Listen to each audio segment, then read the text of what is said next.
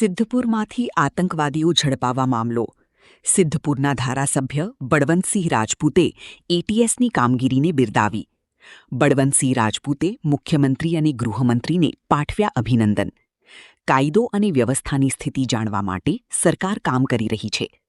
આવી પ્રવૃત્તિઓ થતી જણાય તો તાત્કાલિક પોલીસ અને અધિકારીઓને જાણ કરવા વિસ્તારના લોકોને બળવંતસિંહ રાજપૂતે કરી અપીલ.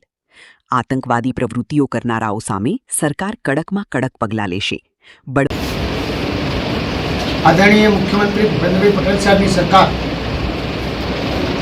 સખત કાયદો અને વ્યવસ્થા અને કોઈપણ આતંકવાદી પ્રવૃત્તિ ના થાય એના માટે હંમેશા જાગૃતિથી સરકાર કામ કરી રહી છે.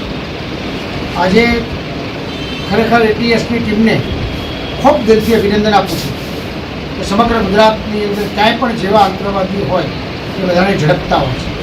અને અત્યારે સિદ્ધપુરમાં જે પ્રકારની પ્રવૃત્તિ ચાલી રહી હતી અને પ્રવૃત્તિમાં 3 અને 4 કુલ 7 જણા સિદ્ધપુર મત વિસ્તારની અંદરથી આજે પકડાના છે. સરકારે હવે પછી પણ કોઈપણ આતંકવાદી પ્રવૃત્તિ કરતી હશે એના માટે સરકાર સખત કડકમાં કડક પગલાં લેવાની છે અને કોઈપણ આતંકવાદીને છૂટે નહીં એ પ્રકારની રજૂઆત અમે અને અમારી સરકારમાંથી બેઠેલા બધા જ લોકોએ કરી છે. સરકાર આ બાબતે સખત જાગૃત છે. હું ખૂબ હર્ષ સંઘવી સાહેબને પણ અભિનંદન આપું છું અને પોલીસના કર્મચારી ભાઈઓએ જે કામ કર્યું છે એમને અભિનંદન આપું છું અને કહું છું કે સિદ્ધપુરના તમામ લોકો તમારી પડખે છે.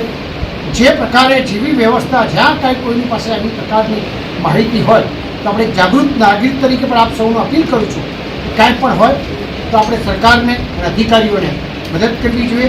આપ સૌને આ પ્રસંગે વિનંતી છે અને આ પ્રકારની પ્રવૃત્તિને ફરીથી ના થાય અને સરકાર આમાં કડકમાં કડક પગલાં લે એ પ્રકારની પોલીસ જ્યારે કામ કરી રહી છે ત્યારે ખૂબ અભિનંદન આપું છું. દિગ્નેશ સુથાર, પાટણ.